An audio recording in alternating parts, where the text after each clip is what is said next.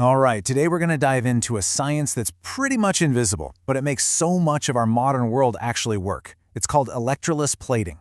Now, this is a process that's happening on a microscopic level, but its impact is absolutely huge. We're talking everything from the smartphone in your hand to the future of green energy. So let's get into how this whole thing works. So let's just start with a puzzle. Imagine you have this tiny microscopic tube, and it's got all these crazy twists and turns. Your job is to coat the inside of it with a perfectly even layer of metal. How would you even begin to do that? It sounds kind of impossible, right? Well, this is the exact problem that electroless plating solves, and it does it with some pretty amazing elegance. The answer sounds almost like magic. It's plating without power. You see, electroless plating is basically just a controlled chemical reaction happening in a bath. You dip an object in, and a perfectly uniform metallic layer just grows on its surface, all by itself. There's no electricity, no external force, it's just pure chemistry. And that is the key that unlocks its incredible power. Now, you've probably heard of electroplating, right? That's the one that uses an electric current, but as you can see here, that method really struggles with complex shapes. You get thick deposits on the outside and these thin, weak spots in all the hard-to-reach corners. But electroless plating, since it's purely chemical, it coats everything the solution touches with this flawless uniformity. That right there is its superpower. Okay, so how is this superpower actually used in the real world? Well, let's start with our first big one, copper. This is a metal that is, quite literally, the architect of our entire digital world.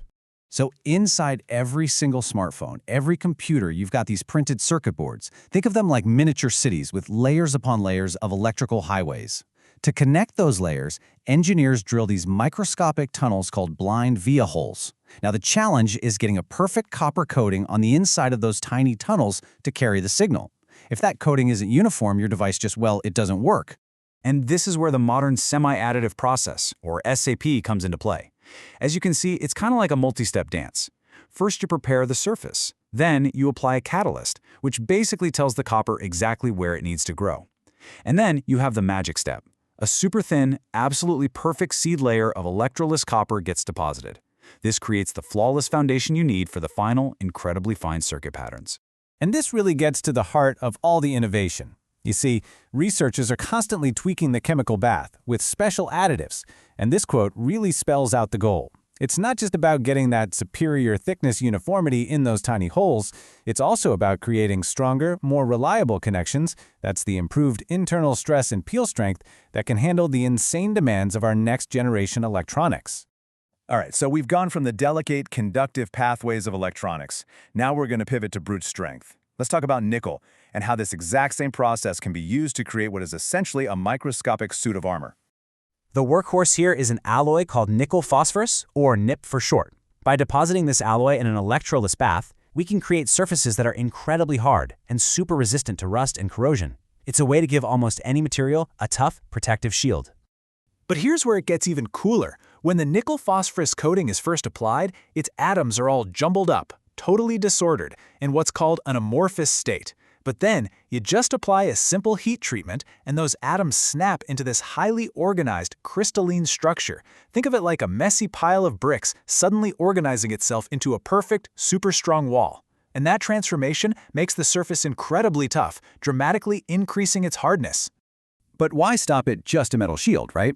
Scientists figured out they could add tiny, functional particles directly into the chemical bath itself. These little particles get embedded right into the nickel coating as it forms, creating what we call a nanocomposite coating.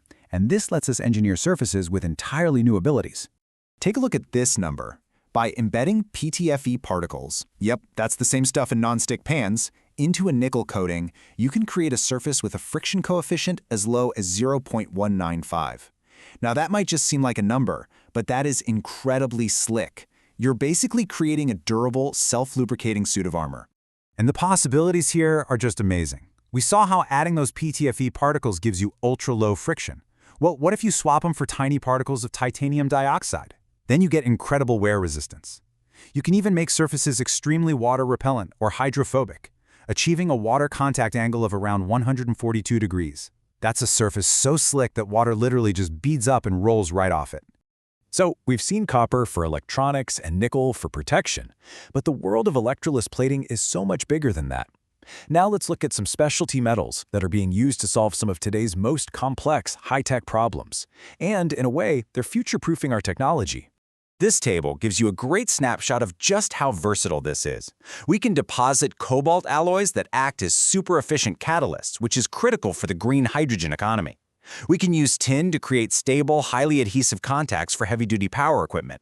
We can even plate unique iron alloys to form these amorphous coatings that act as next-level corrosion shields. Let's just zoom in on that cobalt catalysis for a second, because this is huge. This chart is showing the hydrogen generation rate for different alloys. Now look at that Co-Fem-En/Ni alloy all the way on the right. It's producing an incredible 11.7 liters of hydrogen per minute for every single gram of catalyst. That is the kind of game-changing efficiency that we need for future green energy tech. So as we start to wrap this up, it's really clear that this hidden science is about so much more than just coating things. It's fundamentally about redesigning the future of surfaces, and, by extension, the future of technology itself. So let's just quickly recap the crucial takeaways here. First, we've seen that plating without power lets us coat the impossible. Second, we saw how copper is the microscopic architect building our digital world. Third, that nickel can be turned into this supercharged functional armor. And finally, a whole range of specialty metals are out there solving unique, high-tech challenges. Ultimately, I think this quote just captures it perfectly. We've moved way beyond simply covering something with metal. We are now truly engineering function directly onto a surface, designing its properties molecule by molecule. And that really brings us to our final forward-looking question. We can now create surfaces that are self-lubricating, water-repellent, hypercatalytic, and incredibly strong. So, if we can now truly engineer function right at the atomic level, what are the massive problems that we're going to solve next? Thanks for watching.